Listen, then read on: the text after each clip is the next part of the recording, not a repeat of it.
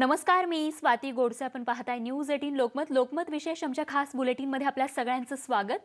हिंदू हृदय सम्राट बाळासाहेब ठाकरेंची शिवसेना म्हणजे जाज्वल्य हिंदुत्वाचा पुरस्कार करणारा पक्ष. पण भविष्यात शिवसेनेला सत्तेसाठी ही ओळख बदलावी लागणार आहे. कारण काँग्रेस सोबत जाऊ इच्छिणाऱ्या शिवसेनेनं सुरू केलेला सावरकरांचा जय जयकार काँग्रेसला मान्य नाहीये. बघूयात यावरीलच आमचा हा स्पेशल रिपोर्ट. अध्यक्ष महोदय, मैं आपसे पुनः सरकार से निवेदन करना चाहता हूं कि बिरसा मुंडा और वीर सावरकर जैसे महान भारत माता के वीर सपूतों को भारत रत्न देकर खुद भारत रत्न का गौरव बढ़ा सकते. दिल्लीत शिवसेना, काँग्रेस आणि राष्ट्रवादीच्या आघाडीसाठी खलबत सुरू असतानाच शिवसेनेच्या खासदारांना लोकसभेत स्वातंत्र्यवीर सावरकरांना भारतरत्न पुरस्कार देण्याची मागणी करून एकच खळबळ उडून दिली. तर काँग्रेसचा मात्र शिवसेनेच्या या मागणीला कडाडून विरोध आहे. त्यामुळे सत्तेचं समीकरण जुळण्याच्या आधीच सावरकरांच्या मुद्द्यावरून काँग्रेस आणि शिवसेना आमने सामने उभे ठाकलेत. भारत रत्न अगर उनको देना है तो कल गांधी के खून करने वाले गोडसे को भी दे सकते हो. मेरे ख्याल से वो बिल्कुल गलत होगा. हे कमी म्हणून की काय, महाशिव आघाडीतून शिव काढून टाकण्याचा निर्णय झाल्याचं कळतंय. आघाडीचं नामकरण महाविकास आघाडी असं करण्यात आल्याचं समोर येताच भाजपनं मात्र टीकेची झोड उठवली आहे. असं ऐकायला येतंय की महाशिव आघाडी हे नाव बदलून काही वेगळं नाव ठेवलं जातंय. दुसरं नाव ठेवा, आमची काहीच अडचण नाही. पण महाराष्ट्रासाठी जे पवित्र नाव आहे, छत्रपती शिवरायांच्या नावावरून शिव जे नाव आहे हे पवित्र नाव आहे, हे हटवण्याचं कारण काय? मागील अनेक वर्षांपासून स्वातंत्र्यवीर विनायक दामोदर सावरकर यांना भारतरत्न देण्याची मागणी होतीये. 19 नोव्हेंबरला या संबंधीचा प्रश्न विचारण्यात आला, तेव्हा यासाठी शिफारशीची गरज नाही असं केंद्र सरकारनं स्पष्ट केलं. त्यात शिवसेनेनं ही मागणी पुन्हा एकदा लावून धरली आहे. खरं तर शिवसेनेनं आजवर सातत्यानं जाज्वल्य हिंदुत्वाचा पुरस्कार करणाऱ्या सावरकरांना भारतरत्न देण्यासंदर्भात कायम आग्रही भूमिका घेतली. पण मुख्यमंत्री पदाचं स्वप्न साकार करण्यासाठी काँग्रेसचा हात धरू इच्छिणाऱ्या शिवसेनेला प्रखर हिंदुत्व अडचणीचं ठरतंय. त्यात काँग्रेसला कुरवाळण्यासाठी संजय राऊतांनी तर थेट शिवसेना आणि बाळासाहेब कसे सेक्युलर होते हे सांगायलाही सुरुवात केली आहे. शिवसेना प्रमुख बाळासाहेब ठाकरे हे या देशातले एकमेव असे नेते आहे की त्यांनी जाहीरपणे सांगितलं होतं की न्यायालयामध्ये तुम्ही जे धर्माच्या पुस्तकांवरती हात ठेवून शपथ घेता, मग कोणी कुराण, गीता, बायबल ते बंद करा आणि भारतीय संविधानावरती हात ठेवून तुम्ही शपथ घ्या, हे सांगणारे बाळासाहेब ठाकरे आहेत. तेव्हा त्यांना कोणी सेक्युलर हा शब्द शिकवला. बाबरी मशीद आम्हीच पाडली असं अभिमानानं सांगणारी, गर्व से कहो हम हिंदू है, पहिले मंदिर फिर सरकार असा नारा देणाऱ्या हिंदुत्ववादी शिवसेनेचा सेक्युलर प्रवास सुरू होताच शिवसेनेनं पहिले सरकार फिर मंदिरची भूमिका घेतली आहे. त्यामुळे भविष्यात शिवसेना जाज्वल्य हिंदुत्वाला मुरड घालून सेक्युलर होणार की आपल्या राजकारणाचा आत्मा असलेलं हिंदुत्व कायम ठेवणार हे पाहणं औत्सुक्याचं ठरणार आहे. विलास बडे, न्यूज 18 लोकमत, मुंबई.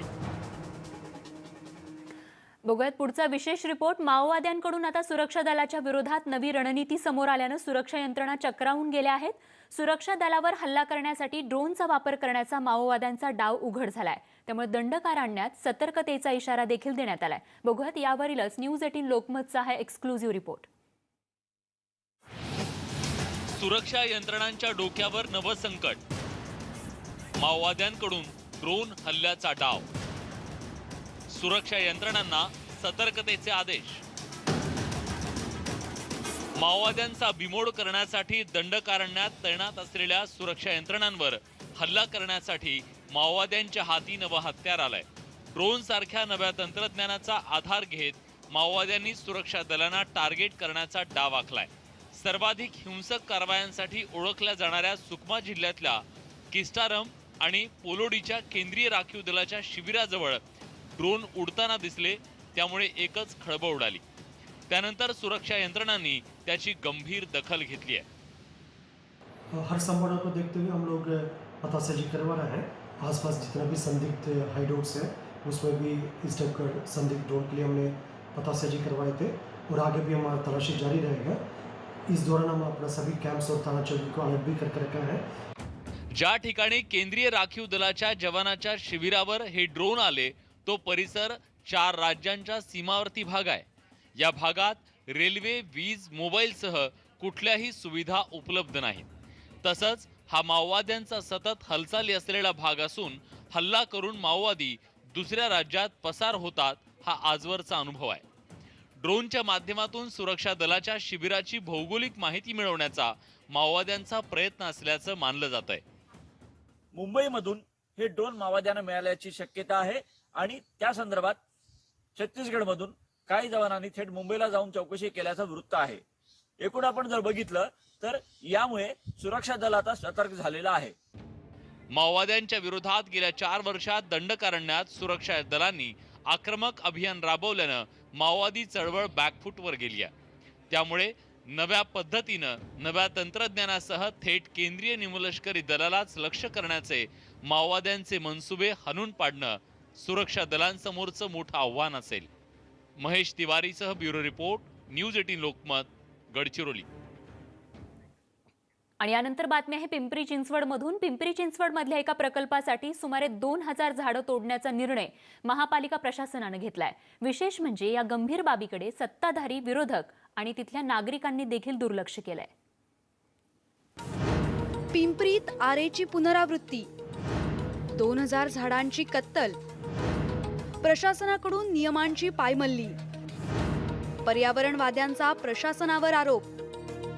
शहरातील चिखली परिसरातल्या बगवस्ती शेजारची झाडं, इथली फुलपाखरं, पक्षी आणि नजर जाईल तिथपर्यंत दिसणारी हिरवळ ही दृश्य काही दिवसानंतर दिसणार नाहीयेत। इथं जलशुद्धीकरण केंद्र उभारलं जाणार आहे। त्या प्रकल्पाच्या पर्यायी जागा उपलब्ध नसल्यानं ही झाडं तोडावी लागणार असल्याचं पालिका आयुक्तांनी सांगितलंय। त्या ठिकाणी असलेल्या झाडांमध्ये बहुतांश झाडं ही बाभूळ, सुबाभूळ किंवा ग्लेरिसिडिया या जातीची आढळून आली। त्यामुळे त्या झाडांचा पर्यावरणीय जर आपण समतोल राखण्याच्या दृष्टीने इम्पॅक्ट पाहिला तर तो इतर देशी व्हरायटीच्या झाडांपेक्षा कमी असल्यानं ती झाडं तात्पुरती काढण्याचा निर्णय अत्यंत आवश्यकता असल्यानं आपल्याला घ्यावा लागत आहे। इथं होणारी झाडांची कत्तल दुर्दैवीच म्हणावी लागेल। वृक्षतोडीपेक्षा उभारलं जाणारं जलशुद्धीकरण केंद्र नागरिकांच्या दृष्टीने अधिक महत्त्वाचं असल्याचं सांगितलं जात आहे। त्यामुळे इथे वृक्षतोडीला विरोध होताना दिसत नाहीये। मात्र महापालिका प्रशासन स्वतः तयार केलेल्या नियमांची पायमल्ली करत असल्याचा आरोप केला जातोय। ॲक्च्युली महापालिकेने नियम पाळायला पाहिजे होता। जर प्रकल्प एका दिवसात तर इथं आलेला नाहीये, गेले काही दिवस याचं नियोजन असणार, तर महापालिकेने ह्याच्या बदल्यात दुसरी झाडं लावली असती तर आपल्याला मला त्याचा आनंद झाला असता। एकूणच काय तर प्रत्येक ठिकाणी होऊ घातलेला विकास पर्यावरणाच्याच मुळावर येणार असेल तर त्याला शाश्वत विकास म्हणायचं का, हा खरा प्रश्न आहे। जलशुद्धीकरण केंद्राच्या निर्मितीसाठी 1,500 अधिक झाडांची कत्तल केली जाणार आहे आता स्पष्ट झालंय। मात्र कापल्या जाणाऱ्या झाडांच्या ऐवजी एकाच 5 या नियमानुसार नवं वृक्षारोपण केलं जाणार आहे का, आणि यातील तब्बल 250 देशी झाडं आहेत त्यांचं पुनर्वसन कसं केलं जाणार आहे हे बघणं औत्सुक्याचं ठरणार आहे। गोविंद वाकडे, न्यूज 18 लोकमत, पिंपरी चिंचवड। आणि यानंतर बातमी आहे शेतकऱ्यांसमोर उभ्या असलेल्या चिंतेची। ओल्या दुष्काळामुळे शेतकरी पुरता उद्ध्वस्त झालाय। शेतकऱ्यांना 8000 हेक्टरी मदत राज्यपालांनी जाहीर केली आहे। मात्र जाहीर झालेली ही मदत आणि झालेलं मोठं नुकसान यामध्ये मोठी तफावत आहे आणि त्याचमुळे मदत वाढवण्याची मागणी हे शेतकरी करतायत। ओल्या दुष्काळाचा ज्वारीला मोठा फटका। खैरे, क्षीरसागर शेतकऱ्यांच्या बांधावर। ओल्या दुष्काळाची केली पाहणी। 25,000ची मदत देण्याचं आश्वासन। ओल्या दुष्काळामुळे शेतकऱ्यांची उभी पिकं ही अशी आडवी झाली आहेत। लातूरमधील शेतकऱ्यांनाही ओल्या दुष्काळाचा मोठा फटका बसलाय। ज्वारीचं शेत हे असं पूर्णपणे उद्ध्वस्त झालंय। त्यामुळे शेतकरी मोठ्या आर्थिक संकटात सापडलाय। राज्यपालांनी जाहीर केलेली हेक्टरी 8000ची मदत अतिशय कमी असून मदत वाढवण्याची मागणी शेतकऱ्यांनी केली आहे। आपण जे पाहता हे पीक हे रानातून बाजूला काढून नंतर हे रान जर दुरुस्त करून जर पेरायचं म्हणजे त्याला किमान नाही म्हणतर एकरी 10,000 रुपयापर्यंत खर्च होतो याचा। त्यामुळे शासनाने दिलेली ही तुटपुंजी जी आहे ती काही परवडण्यासारखी नाही. 5,000 रुपये एकरी खर्च आला, पण पीक चांगलं आलं. शेवट आपलं शेती हे पाऊस पडल्यामुळं दाणे सगळे उगवले, काही वाटोळं झाले आणि पुढे वैरण सुद्धा ते जनावराला उपयोग नाही. शेतकऱ्यांचं मोठं नुकसान झालं असल्यानं शिवसेनेच्या नेत्यांनी शेतकऱ्यांच्या बांधावर जाऊन नुकसानीची पाहणी केली.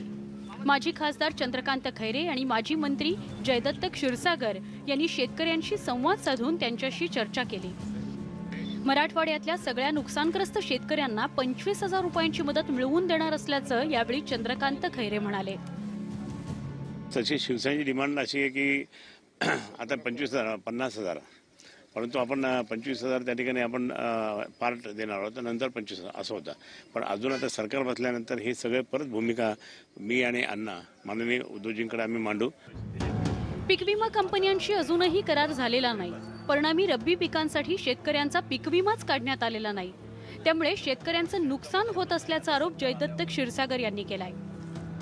पीक विम्याचं संरक्षण शेतकऱ्याला हवं असतं, पण तो दुर्दैवानं या रब्बीच्या हंगामामध्ये पेरण्या आल्यात, पण पीक विमा कुठं घ्यावा, कुठल्या एजन्सीकडे भरावा तीच एजन्सी आणखी निश्चित झाली नाही. 6 वेळा टेंडर काढून कुणी प्रतिसाद दिला नाही. केंद्र सरकारनं तातडीने पुढाकार घ्यायला पाहिजे. नुकसान झालेल्या शेतकऱ्यांना जाहीर झालेली 8,000ची मदत तुटपुंजी आहे. त्यामुळे शेतकऱ्यांना वाढीव मदत मिळणार का, मिळणार असेल तर कधी, असा सवाल आता उपस्थित केला जातोय. जी मदत येते ती 8,000 रुपये हेक्टरी याप्रमाणे मदत येते आणि ती अतिशय तुटपुंजी मदत असल्याचं मत शेतकरी व्यक्त करतात. आणि पुन्हा एकदा शेतकऱ्यांबाबत विचार करण्यात यावा अशी मागणी देखील हे शेतकरी करतात. नितीन बनसोडे, न्यूज 18 लोकमत, लातूर. आणि यानंतर बातमी आहे जीवघेण्या खड्ड्यांमुळे जीव मुठीत घेऊन प्रवास करणाऱ्या नागरिकांच्या समस्येची. खड्ड्यानं यवतमाळमधील दोघांचा बळी घेतलाय. खड्डे चुकवत असताना गाडी शेतात घुसली आणि दोघांना आपला जीव गमवावा लागलाय.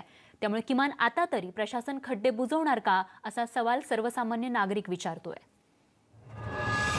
खड्ड्यांमुळे दोघांचा बळी. खड्डा चुकवताना गाडीला भीषण अपघात. दोघा मित्रांचा जागीच करुण अंत. यवतमाळमधील राष्ट्रीय महामार्गावरील खड्ड्यानं दोघांचा बळी घेतलाय. रात्रीच्या सुमारास खड्डा चुकवताना चालकाचं गाडीवरचं नियंत्रण सुटलं आणि मोठा अपघात झालाय.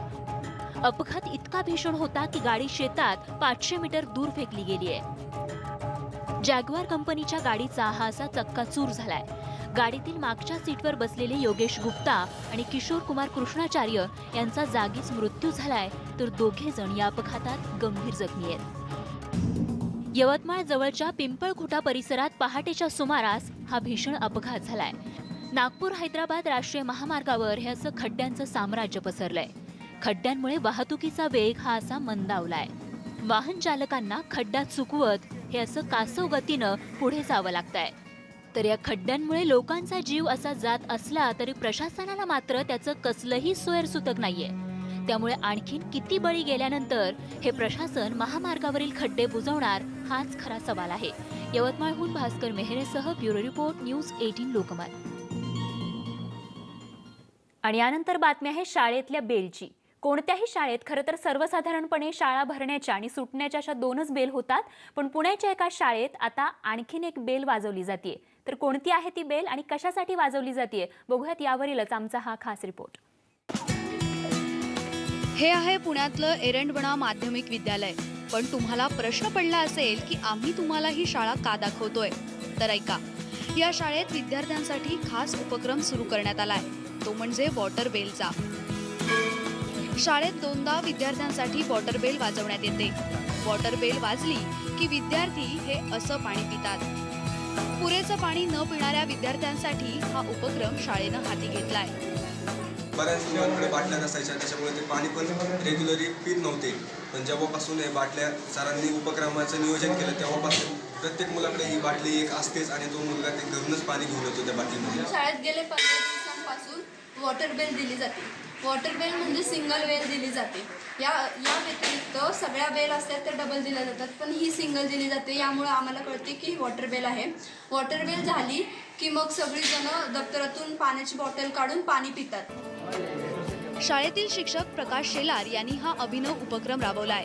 केरळमधल्या एका शाळेत हा प्रयोग पहिल्यांदा राबवला गेला. वॉटर बेल म्हणजे नक्की काय, तर शालेय बेल व्यतिरिक्त वेगळी अशी बेल द्यायची की त्या बेलला विद्यार्थ्यांनी फक्त पाणी पिलं पाहिजे.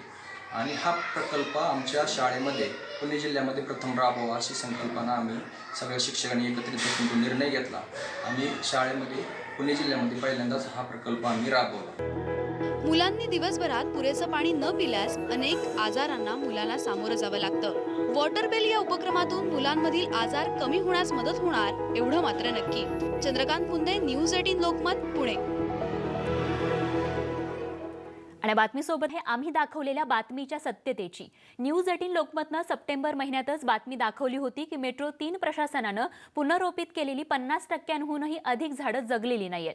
आणि आज जेव्हा 3 दिवसांच्या पाहणीनंतर कोर्टानं स्थापित केलेली समिती पण हेच म्हणतीये, तेव्हा आमच्या बातमीची विश्वासार्हता पुन्हा एकदा सिद्ध झाली आहे.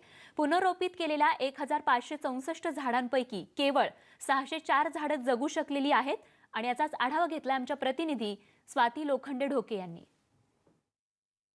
मेट्रो 3 हा प्रोजेक्ट 900 जीवांच्या खुनास कारणीभूत ठरलाय. हे जीव कोणाचे, तर झाडांचे. खरं तर सजीव झाडांना काढून त्यांना वेगवेगळ्या ठिकाणी लावण्यात आलं खरं, पण ही झाडं जगली नाहीयेत.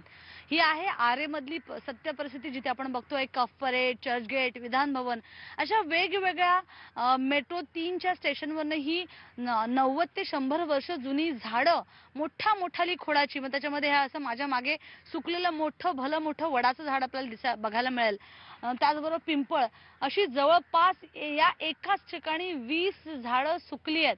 आणि तुम्हाला ऐकायला नवल वाटेल की जवळपास 1500 झाडं ही मेट्रो 3 प्रशासनानं पुनर्रोपित केली आणि त्याच्यापैकी वाचली आहेत किती, तर अत्यंत कमी. 1500 पैकी 900 झाडं ही सुकली आहेत. आणि हा अहवाल किंवा हा रिपोर्ट कोणाचा आहे, तर हायकोर्टानं गठीत केलेल्या एका समितीनं 3 दिवस या झाडांची पाहणी केली. आणि या झाडांच्या पाहणीमध्ये हे धक्कादायक सत्य समोर आलेलं आहे की अशी भली मोठी खोडाची 100 वर्ष जुनी झाडं ही भर मे महिन्यामध्ये वेगवेगळ्या ठिकाणी लावण्यात आली. एक तर मुळं कापलेली, त्यात धरती तापलेली. आणि अशा परिस्थितीमध्ये ही झाडं जेव्हा दुसरीकडे लावली गेली, त्यावेळेला मात्र काही झाडं तग धरू शकली नाही. काही म्हणजे किती, तर जवळपास 900 झाडं थेट त्यांची कत्तल झाली आहे किंवा 900 झाडांचा निर्घुणपणे हत्या झालेली आहे.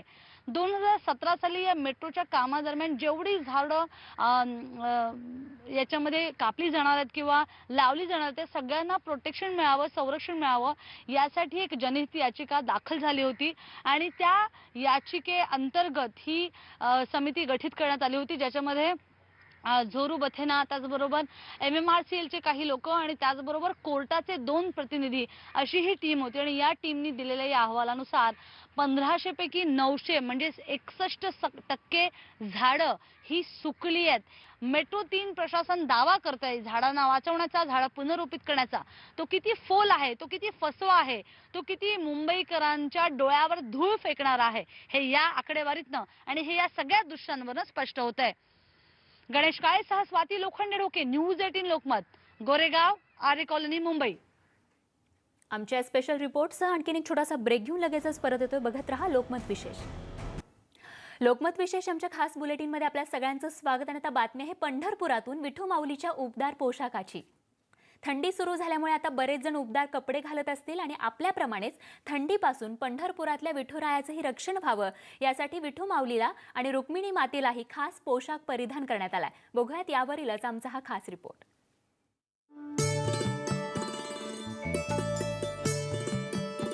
राज्यात आता थंडीची चाहूल लागली आहे आणि त्यामुळे आपल्याप्रमाणेच पंढरपुरातल्या विठुरायाला सुद्धा थंडी वाजू लागली आहे. आणि त्यासाठी शेकडो वर्षापूर्वीची परंपरा आजही जपलेली दिसून येते. कार्तिकी वारीनंतर प्रक्षाळ पूजेच्या दुसऱ्या दिवसापासून विठुराया आणि रुक्मिणीला हा पोशाख केला जातो. ह्या प्रत्येक ऋतूमध्ये देवाला वेगवेगळा पोशाख असतो. देवाचे नित्य राजोपचार असतात. त्याच्यातीलच एक भाग म्हणून या थंडीच्या दिवसामध्ये देवाला ऊन कपड्याचा आणि पोशाख केला जातो. कानाला कानपट्टी बांधली जाते. मोठ्या कौशल्याने देवाचे पुजारी हे परमात्म्याच्या कानाला कानपट्टी बांधतात. काकड आरती झाल्यानंतर विठुरायाला रजई आणि कानटोपी चढवली जाते, तर रुक्मिणीला उबदार शाल पांघरली जाते. सोबतच पारंपरिक दागिन्यांचा साजही रुक्मिणी मातेवर चढवला जातो. विविध ऋतूनुसार मंदिर समितीमध्ये वेगवेगळ्या प्रकारची पूजा केली जाते. त्यामध्ये हिवाळा ह्या ऋतूमध्ये विठ्ठलाला थंडी वाजू नये म्हणून प्रक्षाळ पूजेपासून ते वसंत पंचमीपर्यंत म्हणजे जानेवारी महिन्यापर्यंत देवाला कानाला पट्टी, शाल, मफलर असा पोशाख परिधान केला जातो.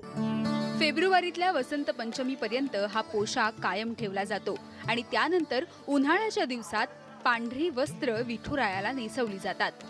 एकूणच काय तर विठुरायाची मनोभावे भक्ती करत असतानाच त्याला जपण्याचा आणि त्याची काळजी घेण्याचा मानस भाविकांच्या मनात कायम असतो. वीरेंद्र उत्पातसह bureau report, news 18 Lokmat, Pandharpur.